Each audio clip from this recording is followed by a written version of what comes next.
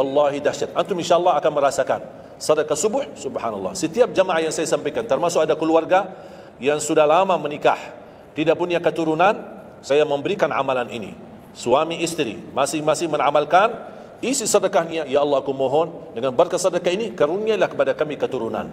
17 tahun mereka tidak punya keturunan. Alhamdulillah 6 bulan kemudian saya dapat berita gembira dari mereka, kabar baik, alhamdulillah istrinya positif hamil.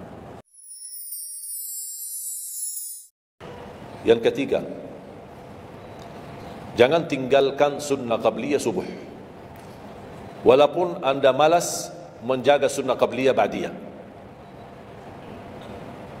Kalau anda merasa diri malas, banyak kan ada sunnah qabliyah ba'diyah. Kan ada sunnah qabliyah zuhur, ba'diyah zuhur, ada qabliyah ba'diyah maghrib, ba'diyah isya, qabliyah subuh. Kalau anda merasa malas melaksanakan sunnah-sunnah, minimal jangan tinggalkan sunnah subuh. Pahalanya lebih besar daripada dunia dan seisinya. Walaupun anda telat bangun, sudah kesiangan, tetap wajib ambil air wudu, laksanakan sunnahnya, baru salat subuhnya. Walaupun anda bangun jam 11 siang.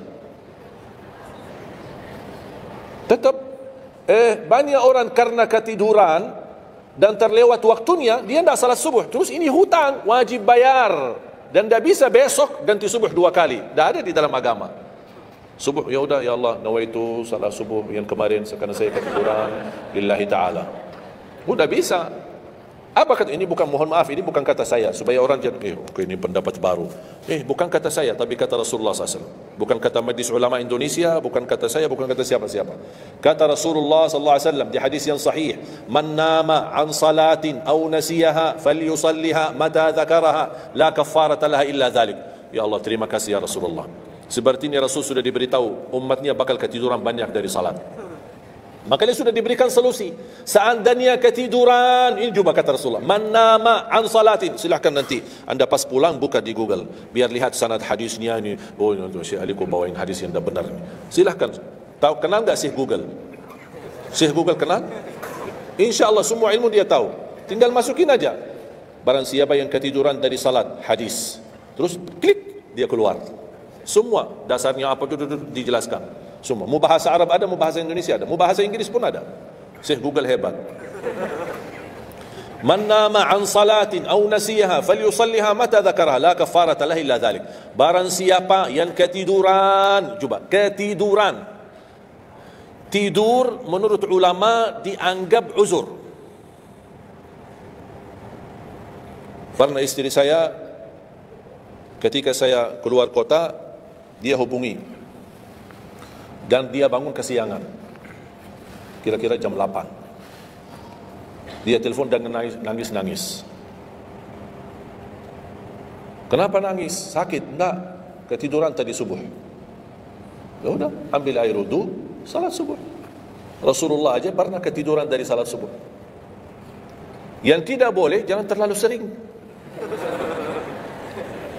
Kalau sekali-kali karena sakit, terlalu lelah, capek, Allah maklumlah kita manusia lemah. Tapi jangan setiap hari ketiduran. Ya Allah, maaf ketiduran ya. Kira-kira di jam kantor, kalau setiap hari kita telat, alasannya ya maaf bos ketiduran. Besok lagi alasan yang sama, maaf ketiduran. Besok lagi alasan yang sama. Kira-kira gimana? Dipecat enggak? Dipecat. Malu kita sama manusia aja tidak berani kita dengan alasan yang sama, kita selalu itu aja. Masa sama Allah kita berani? Sekali-kali boleh uzur, capek, sakit, sekali-kali, tapi jangan terlalu sering. Ketika kita bangun jam berapapun wajib laksanakan, karena kata Rasulullah tidak ada kafarah yang lain. Tidak ada kata ganti dengan uang, atau ganti dengan sedekah, atau ganti dengan, tidak bisa. Tunaikan. Falyusalliha, kata Rasulullah, falyusalliha, segerakan salat itu jam berapapun, walaupun kesiangan. Jelas? Sering ya ketiduran ya? Oh, saya juga berapa kali ketiduran. Bukan berarti saya tidak pernah ketiduran, berapa kali. Bisa ada orang habis tahajud, terlalu lelah, capek, dia mau hanya istirahat saja di atas sajadahnya. Pas bangun sudah jam 7. Betul, Masya Allah tahajud. Semangatnya tahajud tapi ketiduran salat subuh. Makanya ini harus disesuaikan kemampuan. Anda merasa diri kalau salat tahajud 8 rakaat, bangun jam 2, ya Allah, kuat, tak kuat ini. Kembali kepada kemampuan. Tahajud tidak harus 8 rakaat. Tahajud tidak harus 20. 2 rakaat, tutup witir sudah tahajud. Dan tahajud pun salat malam tidak harus tidur dulu. Ada orang, harus tidur, walaupun tutup mata sebentar terus buka lagi. Ini ilmu baru di Indonesia. Saya pernah share satu video, ada satu komen dari jamaah. Enggak, saya belajar harus tidur dulu, walaupun tutup mata sebentar terus buka lagi. Kembali kepada kemampuan. Ada yang biasa tidur, bangun tengah malam, sepertiga akhir, itu lebih afdal. Tapi ada yang tahu dirinya, kalau saya tidur mana bisa bangun. Udah, mendingan daripada tidak ada tahajud malam itu, mendingan kita salat. Dan ini bukan kata saya, dan bukan kata ulama, tapi kata Rasulullah sallallahu alaihi wasallam. Sebagaimana di hadis yang sahih kata Abu Hurairah radhiyallahu an, pernah Rasulullah mewasiatkan aku jaga witir sebelum tidur. Berarti Rasul mengizinkan kita melaksanakan ibadah salat malam, di antaranya witir sebelum tidur. Umar bin Khattab radhiyallahu anhu punya kebiasaan witir sebelum tidur. Ditanya, kenapa witir sebelum tidur? Dia kata, saya takut meninggal dunia dalam keadaan tidur, belum tertulis nama saya sebagai ahli witir. Saya punya kebiasaan, habis pulang ke rumah, sebelum tidur ambil air wudu, salat 2 rakaat sunnah wudu, kemudian salat 2 rakaat muqaddimah witir, kemudian 1 rakaat witir, baru saya tidur. Kalau dapat bangun lagi, alhamdulillah bisa tahajud, tapi tidak boleh witir lagi karena sudah witir duluan. Sudah faham? Sederhana enggak Islam ini? Sederhana. Banyak orang yang berkeinginan tahajud, berkeinginan salat witir, tapi orang yang harus tidur. Saya orang yang berat tidur. Kalau saya tidur mana bangun lagi? Udah, kesempatan bisa anda laksanakan sebelum tidur. Ada orang yang memang tidurnya aja akhir, jam 12, jam 1 baru dia bisa tidur. Ya mendingan daripada tidak salat malam sama sekali, mendingan salat dulu baru tidur. Dapat bangun, alhamdulillah. Tidak dapat bangun, sudah tertulis namamu, sudah salat, sudah ahli witir. Innallaha witir, yuhibbul witir, fa'autiru. Allah maha witir. Allah maha witir. Allah cinta witir, jagalah witir. Dan ini termasuk 2 sunnah yang Rasul tidak pernah tinggalkan. Sunnah subuh sama sunnah witir. Sakit, sehat, mukim, di dalam kota, musafir, keluar kota, perang, aman, damai, tetap tidak pernah tinggalkan 2 sunnah itu. Sunnah subuh sama sunnah witir. Itu kebiasaan Rasulullah SAW. Kalau anda merasa pun sakit, tidak bisa berdiri, tidak bisa qiyam, bisa anda laksanakan witir dalam kondisi duduk. Yang terakhir, ayat al-kursi. Jangan tinggalkan ayat al-kursi lepas salat. Jangan tinggalkan ayat kursi lepas salat. Salat wajib. Sama ketika mau tidur. Cuma 1 ayat. Tapi tahu nggak pahalanya apa? Kan habis salat kan ada zikir-zikir lah, istighfar, tasbih dan yang lain-lain. Di antaranya baca ayat kursi. Tahu nggak pahalanya apa? Ada yang pernah baca pahalanya apa? Barang siapa yang membaca ayat al-kursi setiap habis salat fardu, laisa bainahu wa bainal jannati illa an yamut. Tidak ada sesuatu yang mampu menghalanginya masuk surga kecuali menunggu mati. Cuma baca ayat kursi. Dan ketika mau tidur,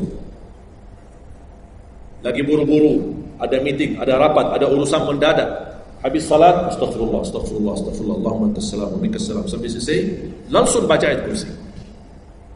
Terus subhanallah itu yang lain-lain gimana? Dapat apa? Sambil jalan naik motor, subhanallah, subhanallah, subhanallah, subhanallah, sambil jalan. Subhanallah ada riwayat 33, ada riwayat 25, ada riwayat 10, minimal 10. Subhanallah 10 kali, alhamdulillah 10 kali, Allahu Akbar 10 kali. Itu yang paling sederhana. Saya bagikan ini biasanya kalau saya isi di kementerian atau di pejabat, saya kasih zikir-zikir begitu. Pak, subhanallah cuma 10 kali. Biasanya kita tahun 33, nah ini khusus buat pejabat.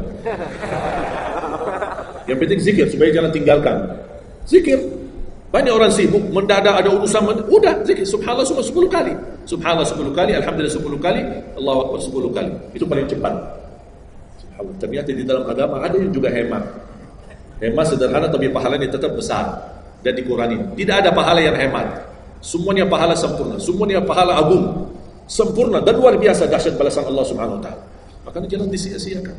Yang sederhana ini, makanya saya buat buku 20 amalan ringan tapi pahalanya sangat menakjubkan. Karena selama saya di Indonesia saya sudah tahu prinsip orang Indonesia. Orang Indonesia tidak suka yang ribet-ribet.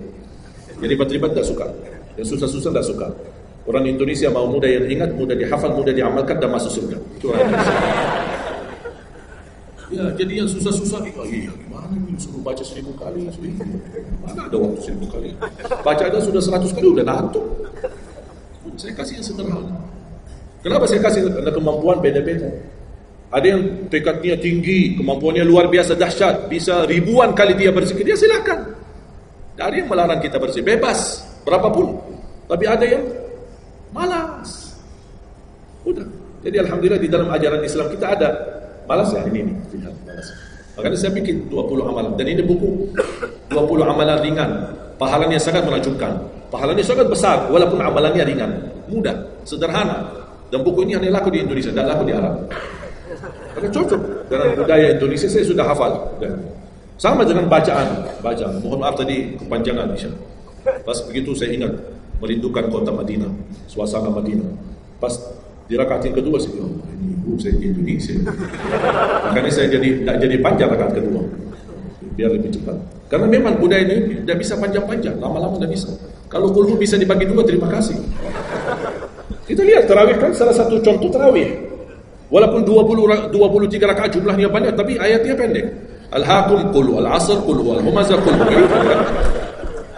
Ini budaya. Kita kan hormati budaya, harus belajar. Walaupun sekarang ada beberapa masjid yang panjang, yang nanti balik kepada kemampuan, tapi tidak boleh saling menyalahkan. Ada orang yang suka, tidak saya mau yang kulhu, ya udah sana. Masih kulhu di sana, masih kita kan. Yang penting kita bisa jaga salat. Dan yang terpenting dalam salatnya adalah yang terjaga kekhusyuan. Bukan masalah jumlahnya, bukan masalah kepanjangannya, tapi kekhusyuan. Tumanina, karena tumanina rukun dalam ibadah salat. Sama seperti rukun qiyam, rukun baca al-fatihah. Tumanina. Apa itu tumanina? Ketenangan dalam salat. Bacaannya tenang, gerakannya tenang. Bukan kejar-kejaran. Imamnya baru baca al-fatihah, sudah amin. Imam belum selesaikan ini, terus dikejar imam. Imam Allahu Akbar, sami Allahu hamdah, Allahu Akbar, Allahu Akbar, Allahu Akbar. Makmum jadi kasihan. Kejar, dia tidak bisa baca. Makmum tidak bisa baca apa. Hanya fokusnya bisa kejar imam. Yang penting jangan sampai tertinggal imam. Yang saya fikirkan kasihan yang tua-tua, bapak-bapak. Gimana yang bapak-bapak? Kalau yang muda-muda masih bisa kejar imam, terus yang bapak-bapak gimana? Setiap gerakannya batuk 10 kali. Rukuk batuk lagi, sujud batuk lagi. Karena pelan-pelan gerakannya. Saya pernah ada satu kejadian ketika masuk salah satu kampung, kita lewati, saya mampir, samping saya ada bapak, lumayan tua, gerakannya juga pelan-pelan. Yang saya kasihan, Imam Allah, saya suka pas ketika takbir. Allah. Bismillahirrahmanirrahim.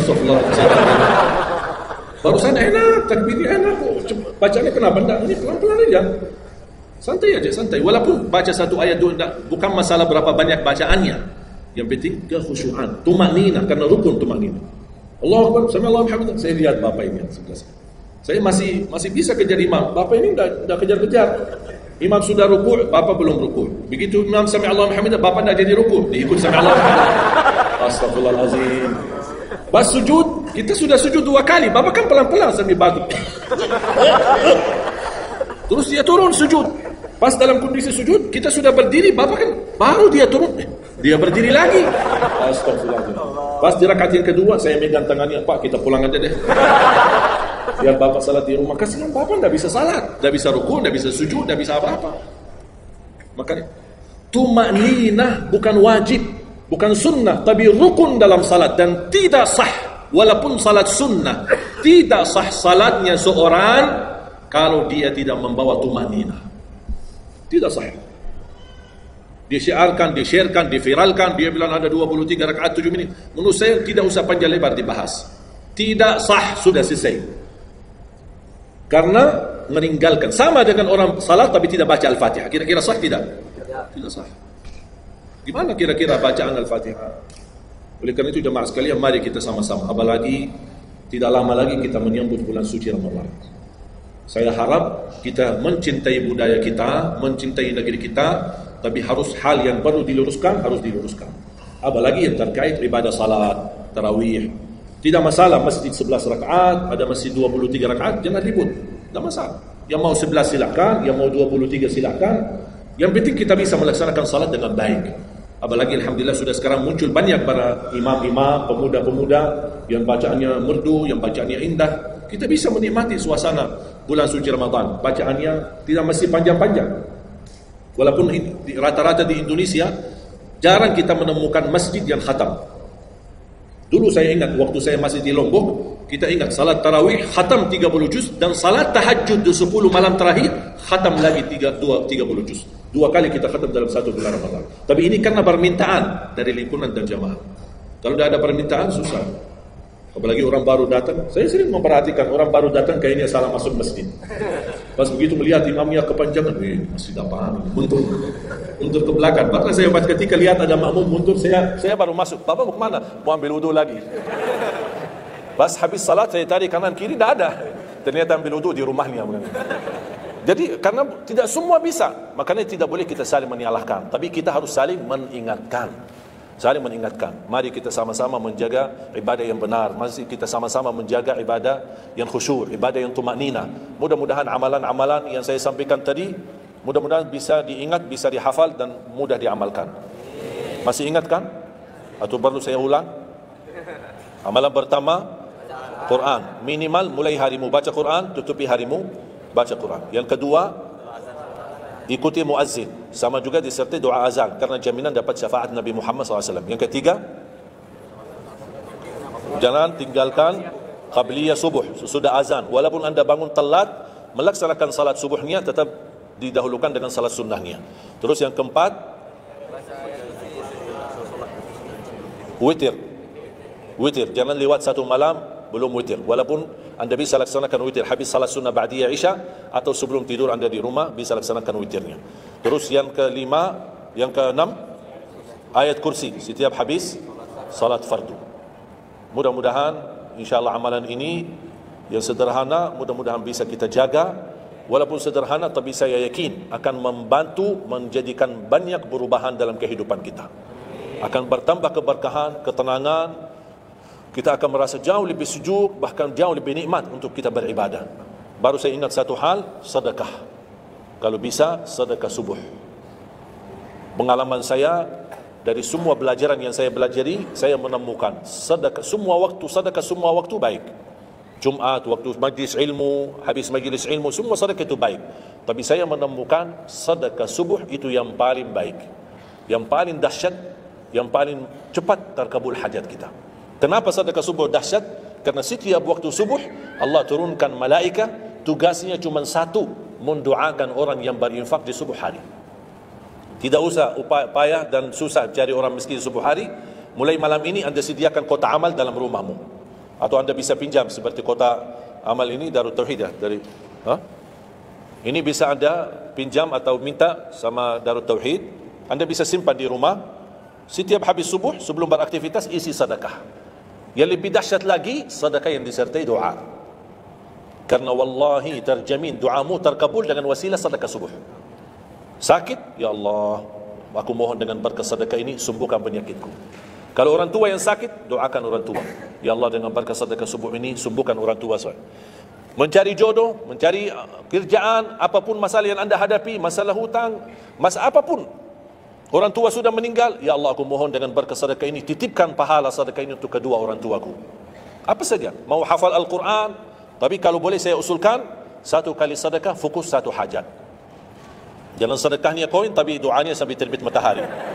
Malu sama Allah. Kelamaan doanya, sampai malaikat tulis doanya, kelamaan. Banyak sekali doa. Satu kali doa, satu kali hajat, satu kali sedekah.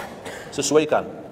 Bukan Allah tidak bisa, Allah maha bisa menolong kita. Tapi kita malu, masa kita sedekah begitu saja, tapi kita minta panjang lebar. Ya, tolong disesuaikan. Tapi rutin, wallahi dahsyat. Antum insyaAllah akan merasakan. Sedekah subuh, subhanallah. Setiap jamaah yang saya sampaikan, termasuk ada keluarga yang sudah lama menikah, tidak punya keturunan, saya memberikan amalan ini. Suami istri, masing-masing mengamalkan, isi sedekahnya, ya Allah aku mohon, dengan berkat sedekah ini, karunialah kepada kami keturunan. 17 tahun mereka tidak punya keturunan. Alhamdulillah 6 bulan kemudian saya dapat berita gembira dari mereka, kabar baik, alhamdulillah istrinya positif hamil. Sedekah subuh luar biasa dahsyatnya. Sedikit tapi rutin. Sampai insya Allah kita dipanggil oleh Allah, mudah-mudahan dalam keadaan husnul khatimah.